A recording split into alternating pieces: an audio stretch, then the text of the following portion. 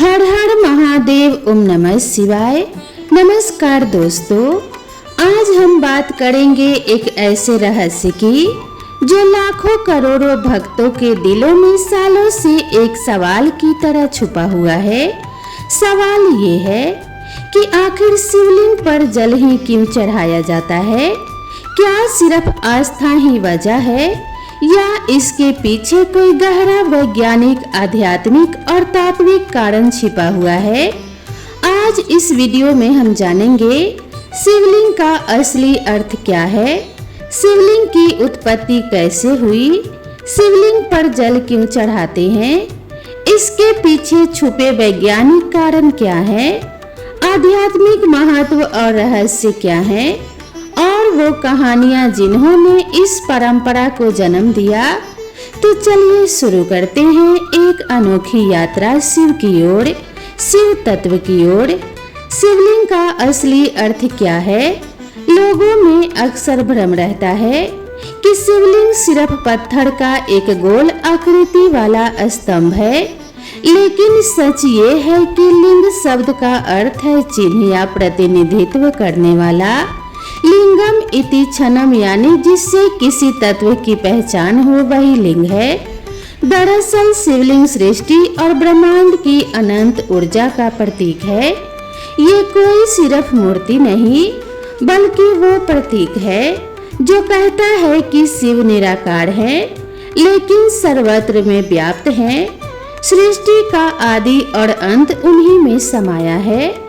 शिवलिंग का गोलाकार आधार योनि को दर्शाता है, जो सृजन शक्ति का प्रतीक है, और ऊर्ध्व भाग शिव के निराकार स्वरूप को दर्शाता है, जो विनाश और मोक्ष का प्रतीक है। वैज्ञानिक दृष्टि से देखें तो शिवलिंग अक्सर ग्रेनाइट या खास पत्थरों से बना होता है, जिसमें ऊर्जा संचय की क्षमता होती है, और उस पर जल, दूध या बेल पत्र चढ़ाने से वह पत्थर ठंडा रहता है तथा उसके आसपास का वातावरण सकारात्मक ऊर्जा से भर जाता है। शिवलिंग वास्तु शास्त्र के हिसाब से भी नेगेटिव आयंस पैदा करता है, जिससे मानसिक शांति और ध्यान में सहायता मिलती है। इसीलिए जब हम शिवलिंग पर जल चढ़ाते हैं तो हम केवल एक मूर्ति पर जल नहीं चढ़ा रहे, बल्कि अनंत ब्रह्मांड, अनंत ऊर्जा और अपने भीतर के शिव तत्व को नमन कर रहे होते हैं। यह कथा सिर्फ पुरानी कहानी नहीं, बल्कि यह बताती है कि शिवलिंग सृष्टि के आरंभ और अंत दोनों का प्रतीक है, और वह हमें अनंत का बोध कराता है। दोस्तों, हम सब शिवलिंग की पूजा करते हैं, उसे भगवान शिव का प्रतीक मानते हैं, लेकिन क्या आपने कभी सोचा होगा कि शिवलिंग की उत्पत्ति कैसे हुई? क्या सिर्फ एक ये पत्थर की आकृति है या इसके पीछे कोई विराट दिव्य रहस्य छुपा है?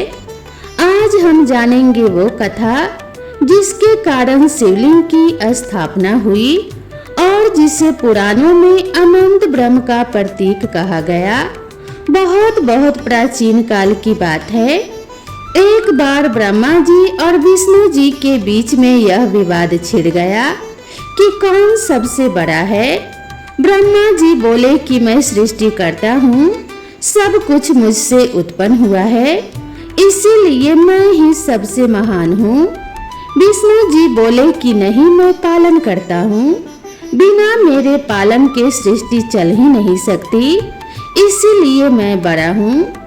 तब अचानक वहाँ एक विशाल अग्निमय स्तंभ प्रकट हुआ, जो इतना ऊंचा था कि उसकी न तो ऊंचाई दिख रही थी और न ही गहराई। उसकी लौ तेज थी, पर उसमें शांति और दिव्यता भी छिपी थी। उसे देखकर ब्रह्मा और विष्णु दोनों ही चकित रह गए।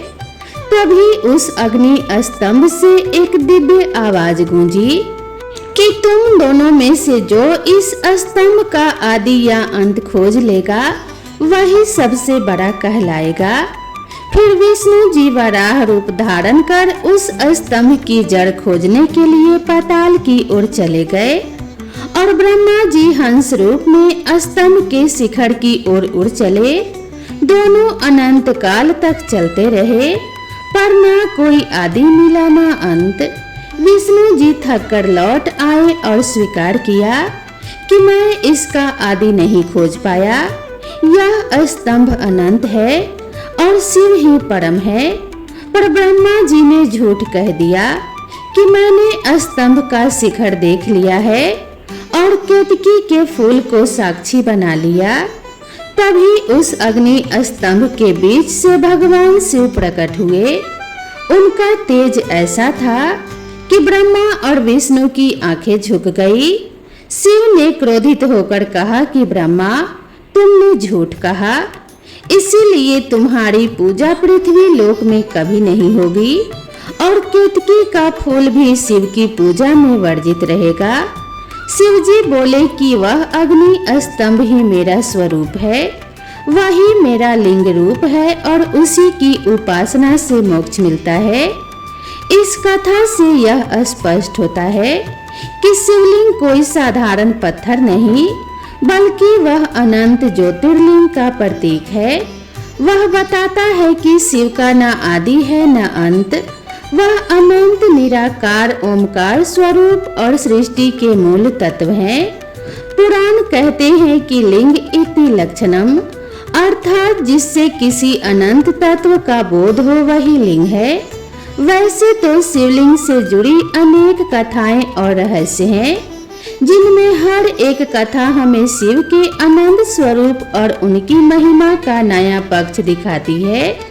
ठीक इसी तरह एक और बेहद रोचक कथा है, जिसमें सूर्य और चंद्रमा भी शिवलिंग की उत्पत्ति और उसकी दिव्यता से जुड़े हुए नजर आते हैं।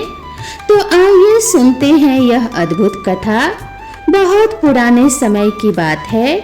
एक बार देवताओं के राजा इंद्र ने देखा कि सूर्य और चंद्रमा दोनों ही अपने तेज और सौंदर्य पर घमंड करने लगे हैं। सूर्य को लगता था कि उसके प्रकाश के बिना सृष्टि में कुछ संभव नहीं, जबकि चंद्रमा को विश्वास था कि उसकी शीतल किरणों के बिना संसार अंधकार और उथल-पुथल से भर जाएगा। इंद्र ने इस घमंड को दूर करने के लिए दोनों को एक साथ लेकर भगवान शिव के पास जाने का निश्चय किया। जब वे कैलाश पहुंचे तब शिव मुस्कुराए और बोले, यदि तुम दोनों सोचते हो कि संसार केवल तुम्हारे कारण है तो यह तुम्हारा भ्रम है। तुम दोनों का तेज मुझसे ही उत्पन्न है। तुम दोनों ही मुझ में लीन हो और मुझसे ही उत्पन्न होते हो। शिव ने अपनी आंखें बंद की और तभी उनके भीतर से एक तेजस्वी प्रकाश का स्तंभ प्रकट हुआ, जो आकाश तक फैल गया। वह स्तंभ इतना प्रचंड और दिव्य था कि सूर्य और चंद्रमा का तेज उसमें तुच्छ प्रतीत होने लगा। शिव ने कहा, यह मेरा ही लिंग स्वरूप है। इसमें न आदि है न अंत, इसमें ही संपूर्ण ऊर्जा समाई है। तुम दोनों का तेज भी इसी से उत्पन्न होता है। सूर्य और चंद्रमा ने झुककर शिवलिंग की पूजा की और घमंड त्याग कर कहा कि हे देवों के देव महादेव, हम समझ गए कि आप ही आदि और अनंत हैं। हम तो बस आपकी शक्ति का एक अंश हैं। तभी शिव ने आशीर्वाद दिया कि तुम दोनों का पूजन मेरे लिंग स्वरूप पर सदैव होगा। सूर्य मेरे लिंग को ऊर्जा देगा और चंद्रमा शीतलता प्रदान करेगा। यही कारण है कि कई शिवलिंगों पर सूर्य की किरणें विशेष रूप से गिरती हैं और चंद्रमा की चांदनी में शिव की पूजा का महत्व है। इस कथा से यह संदेश मिलता है कि संपूर्ण ब्रह्मांड की सारी शक्तियां शिवलिंग में ही समाई हुई है और उसमें सूर्य का तेज और चंद्रमा की शीतलता दोनों ही सम्मिलित हैं। अब असली सवाल शिवलिंग पर जल ही क्यों चढ़ाया जाता है? इसका जवाब 3 स्तरों पर छुपा है, पौराणिक, आध्यात्मिक और वैज्ञानिक। कहा जाता है कि समुद्र मंथन के समय जब हलाहल नामक भयंकर विष निकला, तब सारी सृष्टि विनाश के कगार पर पहुंच गई और देवता दानव सभी घबरा गए। तब भगवान शिव ने संसार की रक्षा के लिए सारा विष पी लिया, जिससे उनका कंठ नीला पड़ गया और वे नीलकंठ कहलाए। लेकिन उस विष की अग्नि उनके शरीर में भयंकर जलन पैदा करने लगी।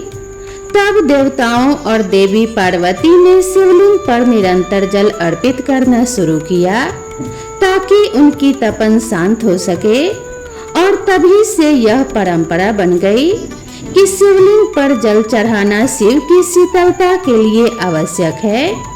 पर बात यहीं खत्म नहीं होती, क्योंकि आध्यात्मिक दृष्टिकोण से देखा जाए तो जल ही जीवन है और शिव को पंच तत्वों का स्वामी कहा जाता है, जिसमें धरती, जल, अग्नि, वायु और आकाश शामिल हैं। जब हम शिवलिंग पर जल चढ़ाते हैं तो यह केवल पूजा नहीं बल्कि एक संकेत होता है कि हम अपने भीतर की तृष्णा और अहंकार को शिव में अर्पित कर रहे हैं, और यह हमारे अहंकार के समर्पण का प्रतीक है। इसके अलावा जल शांति और शीतलता का प्रतीक है, और शिव स्वयं शांत और सौम्य स्वरूप हैं। इसीलिए जब हम उन पर जल अर्पित करते हैं तो यह हमारी प्रार्थना होती है कि हमारे भीतर की ज्वाला और व्याकुलता शांत हो जाए।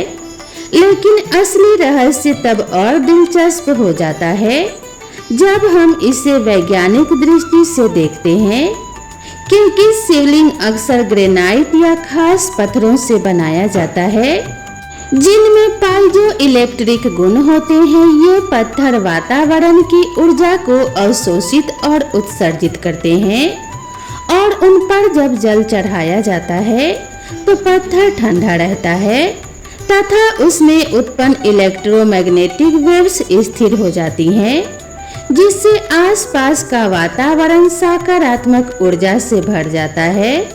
यही नहीं, मंदिरों का वास्तुशास्त्र भी ऐसा बनाया जाता है कि जहां शिवलिंग स्थापित होता है वहां का क्षेत्र नेगेटिव आयन से भरपूर रहता है, और जब हम शिवलिंग पर जल चढ़ाते हैं तो ये आयंस और अधिक सक्रिय होकर तनाव, डिप्रेशन और माइग्रेन जैसी समस्याओं को कम करने में मदद करते हैं। इसीलिए वैज्ञानिक भी मानते हैं कि शिवलिंग पर जल चढ़ाना केवल धार्मिक अनुष्ठान नहीं बल्कि एक प्रकार की प्राकृतिक थेरेपी भी है, जो तन और मन दोनों को शांति और ऊर्जा प्रदान करती है। अब सवाल आता है कि केवल जल ही क्यों नहीं बल्कि बेल पत्र, दूध, शहद और धतूरा भी शिवलिंग पर क्यों चढ़ाया जाता है। दरअसल इसके पीछे गहरे धार्मिक और वैज्ञानिक कारण छिपे हैं। दूध शिवलिंग को शीतलता प्रदान करता है और शुद्धता का प्रतीक माना जाता है। बेल पत्र की 3 पत्तियां त्रिदेवों का प्रतीक है और इसमें औषधीय गुण भी भरपूर होते हैं, जिससे वातावरण शुद्ध और मन शांत होता है। धतूरा अपने आप में विष है, लेकिन इसे शिव को अर्पित करने का अर्थ है कि हम अपने भीतर के विष, विकार और नकारात्मकता को शिव को सौंप रहे हैं ताकि वह उनका दमन कर सके। वही शहद मीठे स्वभाव और जीवन में मधुरता का प्रतीक है, और इसे अर्पित करना इस बात का संकेत है कि हम अपने जीवन में मिठास और सौहार्द चाहते हैं। ये सारी चीजें सिर्फ प्रतीक नहीं है बल्कि औषधीय और मानसिक रूप से भी बेहद लाभकारी हैं, क्योंकि इनमें प्राकृतिक गुण होते हैं जो शरीर और मन दोनों को सकारात्मक ऊर्जा और शांति प्रदान करते हैं। लोग अक्सर पूछते हैं कि क्या शिवलिंग पर जल चढ़ाने की कोई विशेष विधि होती है, और इसका उत्तर है कि हाँ, होती है, क्योंकि शिवलिंग पर जल अर्पित करना केवल एक धार्मिक परंपरा नहीं बल्कि एक गहरा आध्यात्मिक अभ्यास भी है, जिसके पीछे शास्त्रों के कई नियम और संकेत छिपे हुए हैं। सबसे पहले तो यह ध्यान रखना चाहिए कि जल हमेशा शुद्ध और साफ होना चाहिए, क्योंकि अशुद्ध जल अर्पित करना अशुभ माना जाता है और इससे पूजा का फल कम हो सकता है। जल को अंजलि में लेकर या लोटे से धीरे धीरे और श्रद्धा पूर्वक शिवलिंग पर चढ़ाना चाहिए, ताकि उसका स्पर्श शिवलिंग के प्रत्येक भाग को शीतलता और पवित्रता प्रदान कर सके। इसके साथ ही ओम नमः शिवाय या फिर महामृत्युंजय मंत्र का उच्चारण करना चाहिए, क्योंकि इन मंत्रों की ध्वनि कंपन वातावरण को सकारात्मक ऊर्जा से भर देती है और साधक के मन में स्थिरता और शांति लाती है। शिवलिंग पर जल चढ़ाते समय केवल मंत्र ही नहीं, बल्कि अपने मन की सारी कामनाएं, कष्ट और अहंकार भी शिव के चरणों में समर्पित कर देना चाहिए, ताकि वे सब कुछ अपने भीतर समाहित कर लें और भक्त को शांति और समाधान प्रदान करें।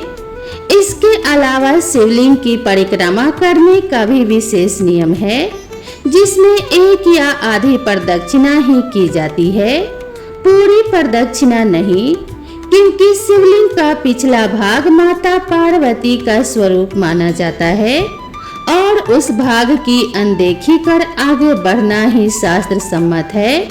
यह आधी परिक्रमा इस बात का प्रतीक है कि शिव और शक्ति एक दूसरे से अलग नहीं है, परंतु उनके पूजन की मर्यादा अलग है। ऐसा कहा जाता है कि जो भक्त विधि पूर्वक और सच्ची भावना से शिवलिंग पर जल अर्पित करता है और परिक्रमा करता है, उसे भगवान शिव की कृपा शीघ्र ही प्राप्त होती है और उसके जीवन के संकट और कष्ट दूर हो जाते हैं। शिवलिंग पर विशेष दिनों में ही जल चढ़ाने का विशेष महत्व होता है। केवल रोजाना ही नहीं, बल्कि कुछ खास दिन भी माने जाते हैं जब शिवलिंग पर जल चढ़ाने से विशेष फल मिलता है, जैसे सोमवार, जिसे शिव का प्रिय दिन माना गया है। उस दिन शिवलिंग पर जल अर्पण करने से रोग, ऋण और संकट दूर होते हैं। श्रावण मास में तो शिवलिंग पर जल चढ़ाने का महत्व कई गुना बढ़ जाता है, क्योंकि यह माह शिव को अत्यंत प्रिय है। ऐसी मान्यता है कि इस महीने में जल चढ़ाने से सब जन्मों के पाप भी नष्ट हो जाते हैं और मनोवांछित फल की प्राप्ति होती है।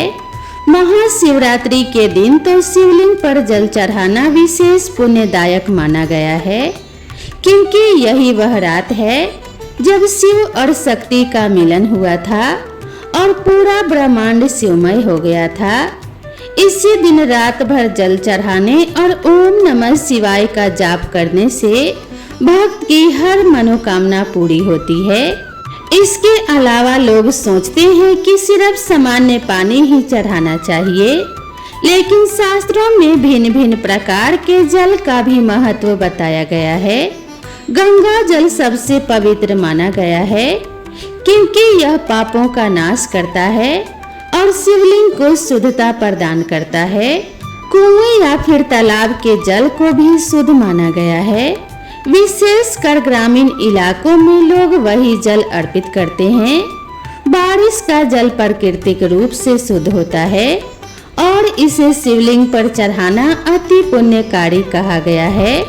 जल अर्पण के साथ संकल्प का महत्व भी विशेष होता है, जो कम ही लोग जानते हैं। शास्त्रों के अनुसार जब भी शिवलिंग पर जल चढ़ाया जाए तो कोई ना कोई संकल्प अवश्य लिया जाना चाहिए, जैसे कि हे भोलेनाथ, इस जल अर्पण के माध्यम से मैं अपने पापों का प्रायश्चित करता हूँ, या हे शिव, मेरी इस कठिनाई को दूर कर दीजिए। ऐसा करने से पूजा का फल कई गुना बढ़ जाता है, क्योंकि शिव सिर्फ भक्ति ही नहीं बल्कि सच्चे मन की भावना को भी स्वीकार करते हैं। शिवलिंग के बारे में एक बेहद रोचक तथ्य यह है कि जब शिवलिंग पर जल गिरता है तो वह एक विशिष्ट कंपन उत्पन्न करता है। वैज्ञानिकों ने सिद्ध किया है, इस कंपन से आसपास का वातावरण शांत होता है और मनुष्य के मस्तिष्क में अल्फा वेव्स उत्पन्न होती है, जिससे मानसिक तनाव और चिंता कम होती है। यही कारण है कि जब मंदिरों में लगातार जलधारा शिवलिंग पर गिरती रहती है तो वह न केवल धार्मिक दृष्टि से बल्कि मानसिक स्वास्थ्य के लिए भी बेहद लाभकारी होती है। तो दोस्तों, ये था रहस्य शिवलिंग पर जल चढ़ाने का वैज्ञानिक और आध्यात्मिक कारण। उम्मीद है आज की ये जानकारी आपको बहुत पसंद आई होगी। अगर आपको ये वीडियो अच्छी लगी हो तो वीडियो को एक लाइक जरूर करें, साथ ही इसे अपने सभी परिवार और मित्रों के साथ शेयर करें और कमेंट बॉक्स में हर हर महादेव जरूर लिखें। और अगर आप चाहते हैं कि किसी और धार्मिक विषय पर विस्तार से चर्चा की जाए तो कमेंट बॉक्स में जरूर बताएं। तो दोस्तों, मिलते हैं इसी तरह की नई कथा और नई कहानी के साथ। तब तक के लिए राधे राधे।